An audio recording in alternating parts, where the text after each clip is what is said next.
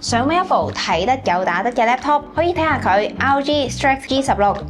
作為 gaming laptop，RGB 燈效一定唔少得。除咗 keyboard，我最中意就係機底呢一個 Aura RGB 燈，會滲啲燈光出嚟之外，連台面都反射到，睇落勁有 feel。哇，好難啊！效能方面 ，CPU 用咗 AMD Ryzen 98940HX，GPU 就用咗 RTX 5070Ti， 16GB RAM，1TB SSD， 最高可以加到2條32GB RAM。我用佢嚟打 F1 都非常之順暢，最唔順暢就係我隻手。